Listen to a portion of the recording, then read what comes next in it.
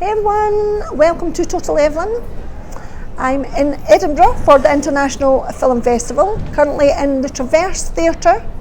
Join me shortly after the break. I'm going to be interviewing the lovely Marion Pilowsky from Australia. She's a film director, producer and writer. Join me after the break.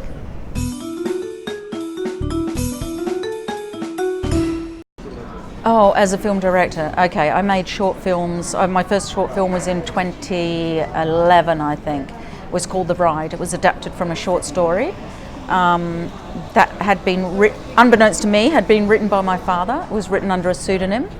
And is that pseudonym? Is that right? Yeah. And then I made another 5 shorts, and then I started working on my feature, and that feature has now been at Edinburgh. Amazing. Do you know what I really loved about the film? So the film's called The Flipside. The Flipside, yeah.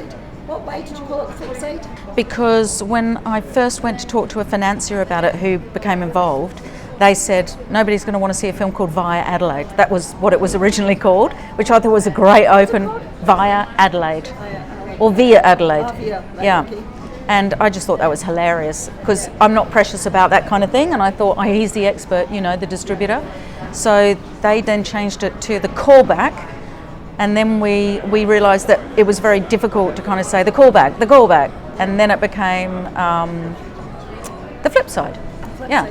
You wrote the story as well, didn't you? Yeah, I co-wrote it with my writing partner. Right, amazing. Also my life partner. Yeah. Mm. Right.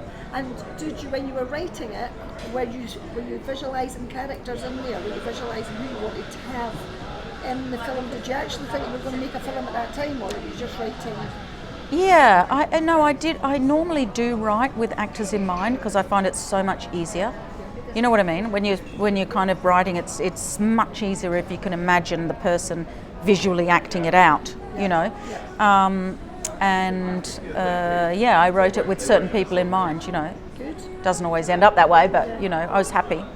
How much in the film is, because when I was watching the film, I'd met you before that, so Yeah. I was thinking what a really strong character you are, but I thought your strength was coming through the characters, females. Yeah. For sure. Yeah. Loving the comments, loving the quotes, loving the really punchy and to the point what you direct. Yeah. Is what I thought. Yeah. You were. So basically, the storyline, is there anything that's happened in that film that's... Well, it's funny because we were all talking about female representation in film, right? So yes, you start, the flip side's an original idea. So you start from your own life and the experience of your life.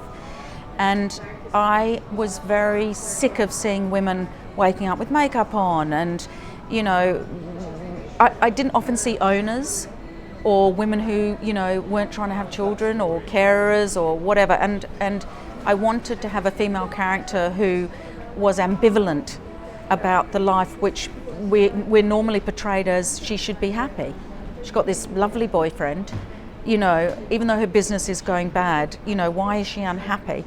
Well, she's unhappy because, our internal lives are complex, and I wanted her to be an owner, to have ambivalence about who she was with, to have these obligations that a lot of older women have with aged parents, and just kind of explore that via an ex-lover reappearing and opening a possible escape route for her. Yeah, via Eddie Izzard, yeah. So what was it like working with Eddie Izzard? Yeah, he's great. He's very thoughtful, very surreal in the way he might approach something. He'll take a scene and he'll tether himself to it and then kind of weave himself in and out, and the other actors have to catch up or be left behind. Or they just stay in their own lanes, but everybody came from a comedy background, and they were used to improvising. They're used to what you have to do to improvise. The script wasn't improvised in any way. It was very carefully written because it's all stitched together, to make everything make sense. Yeah. But Eddie would make sure he hit the necessary narrative beats and then kind of swim around it, Yeah. So he's quite an egotistic actor in the film, yeah. And as is the girl, the French girl, Sophia. Yeah. Vanessa Guide. Yeah. She's brilliant. She played part really well. So. Oh, she steals every scene, I think. Yeah, she does. Yeah. It's amazing because there's a lot of characters. There's a lot of people like that in real life. Yeah. And I love the comments when she's downing Ronnie. Yeah. And saying to her, you know, like Ronnie was so strong by saying, I know I'm perfect today, I'm a size 10, I'm fine. Yeah. Love that. Yeah. Love that part, because that's... I love a lot that of people scene are too. so insecure, Yes. and I loved you getting that point across, Yeah. because females should be. Yeah. That it wasn't just because someone is saying something that's undermining, Yeah. right? Stand She your says, ground. she's, yeah, I'm all right with that. I'm fine. Yeah. And a lot of younger women, when they've seen that scene, are very confronted by that. I mean, it's so weird. They go, oh, you know, she said, and I said, well, what? She said she was fat? You got to, is that what you're trying to say? Yeah.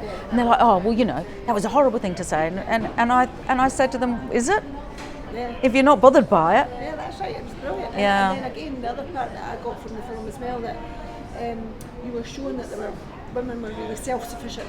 So basically, when Sophia was trying to get off with Sophie. Sophie. Yeah.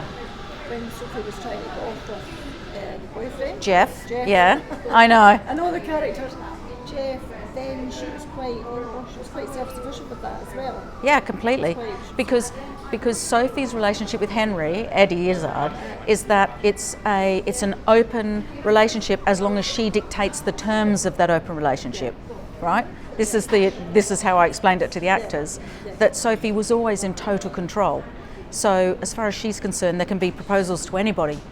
Doesn't matter, as long as Henry doesn't fall in love with someone else.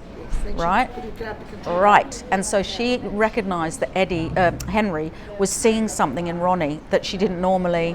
You know, on the beach, she says Henry normally only goes for the pretty girls, right? And Jeff's like, what's that? And so she was like, yeah, and so she got a bit, uneasy with that. Yeah, exactly. Now, moving on to like as times went by, so you were a film director for all these years, how are things changing as far as being more accepted as a woman, a strong woman? Because it's been a bit more dominated by men over the years, isn't it? Have you found any differences now?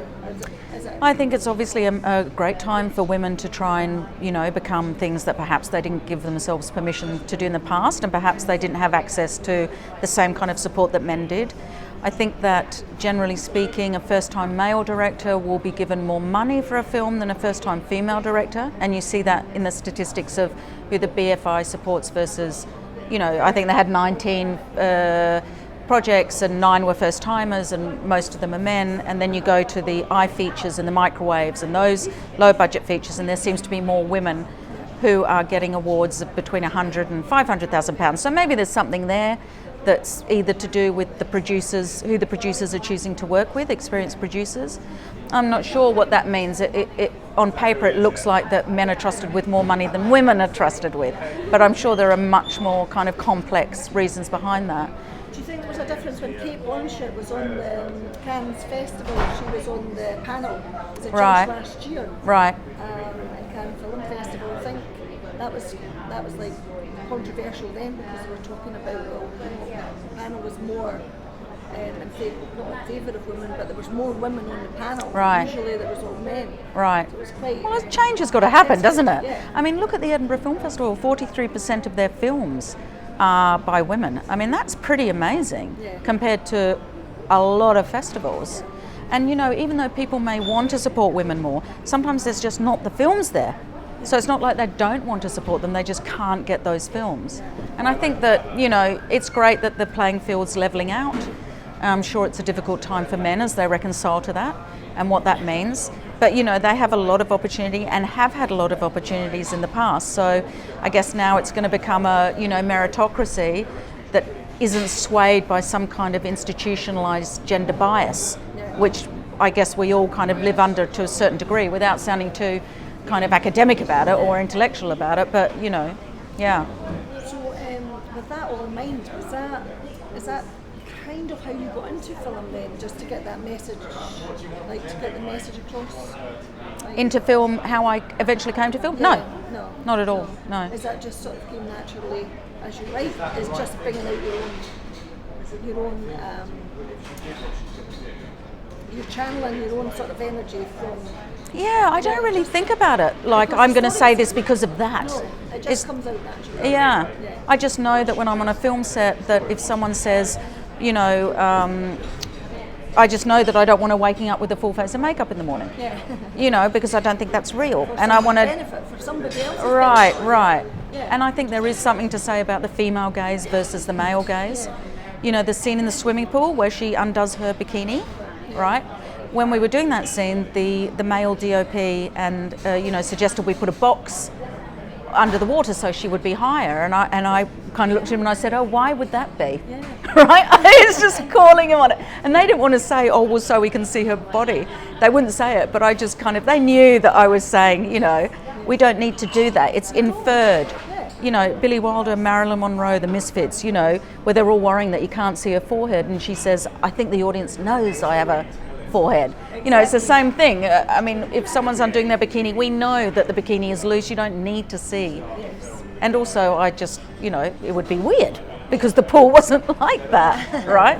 Yeah. And we got that beautiful underwater shot, which I love her form in that, you know. I loved how you did there when she's coming back and forward. Oh.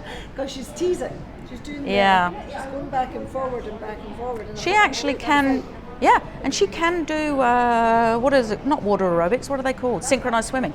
She did synchronized swimming for 10 years. Wow. So she said to me, you know, what about if I did this? And I said, oh yes, that would be great. Yeah, so that was good. So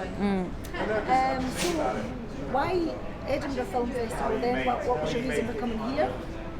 Well, I love Edinburgh because I've had films here before. I had a short film here 3 years ago, writer, director, short film, and I had a film I produced here called My Last Five Girlfriends back in the day, and I just think it's a really fantastic festival. I was saying to Mark Adams, the creative director, I'm not sure that's his title, but you know, Mr. Creative of the festival, I said to him that it reminds me a little bit of Tribeca. You know, this kind of very community sense in a specific part of a city. Yeah, it's great. I love it. So we've been kind to you then. You'll be going back with a lot of nice. I will. Yes, perfect. Budgets. I want to talk a bit about budgets. How do you get the money to make Yeah. it? How do you manage it all? Well, it's like everything, isn't it? You know, in subsidised communities, film subsidised communities, like the UK and Scotland and Australia and everywhere, apart from Nollywood, Bollywood and Hollywood, isn't it? They're not subsidised. But I think, you know, it's that terrible push-pull thing because they have to push forward a cultural remit along with distinct voice remit, along with diverse remit, all of those things that they need to support. And in between that, there's some room for filmmakers like me. I'm interested in more a commercial kind of aspect of, you know, filmmaking, which doesn't necessarily lend itself to festival films. Do you see what I mean? I'd like to kind of be competing against, you know, Hollywood films in a way, or not Hollywood films, American indies and British indies. That's the world that I want to be in, you know, that they might cross over to a broader audience. So I have to go to the market, and then the market then is reflected in my approach to the screen agencies. So if they're seeing some, confidence from the market that there is an audience for my film, then, you know, hopefully you get that support. And in the case of the Flipside, the market was Fox, and that told Screen Australia that, you know, they should be supporting it, which they did. So do you have a strategic idea of exactly why you're making the film and who's your viewer? Like that? Well, it's not strategic in that cynical sense. You know, it's not like I'm going to make a horror film because I know that they sell more. You know, it's I'm thoughtful about who the audience is, and I always write for an audience because I think, well, what's the point? I should, you know, I don't want to do things that people don't see. You know, so, but a lot of the time I'm just writing, I feel confident writing stuff that feels authentic to me. So it's much harder to write when you're not writing characters who you can relate to, or, you know, or speak to you. And I think, well, I'm going for the audience who might watch X or Y. So I've always had that kind of audience in mind, yeah. What other actors? I know you were Michael Caine. Oh yeah, Michael Caine and Jude Law. I know, and he's a gorgeous human being. Oh my God, so nice. Yeah, lovely. Yeah, truly lovely. What film was that? That was Sleuth, which Ken Branagh directed, and Jude Law. Yeah, yeah. And he was adorable too. Yeah, I know. I did say to him after one screening, I said, I really loved that blue jumper you wore in Holiday, right? And he goes, why do women always talk about that blue jumper? I said, it's very nice. It's a nice blue jumper. At that point, you might want to ask him to stand in the box then. Yeah. Very good. Excellent. Yeah. What's next question? What do you have for the future then? What's your future? Well, I've written an American script. Set in America, so I guess it's an American script, about a couple who have to find their own way back to their marriage after an extraordinary event. And that's also absolutely in the world of, about Schmidt and Philomena, that American indie world. And I work on TV series and, try and get things made, like we all do, right? Pleasure to meet you, honestly. You too, Evelyn. Thank you for having me. Thank you so much. Thank you, David Wilde. I'm so much richer now that I've met you. Aww. Thank you so much. Thanks. So I hope you enjoyed that, guys, as much as I enjoyed interviewing Marion. What a lovely, lovely woman she is. Very strong character. Really learnt quite a bit from her, and I really enjoyed the film as well. I'll be doing a short review on the film as well. Thank you so much for watching. Please subscribe, like and share, all that jazz. Take care and thank you so much.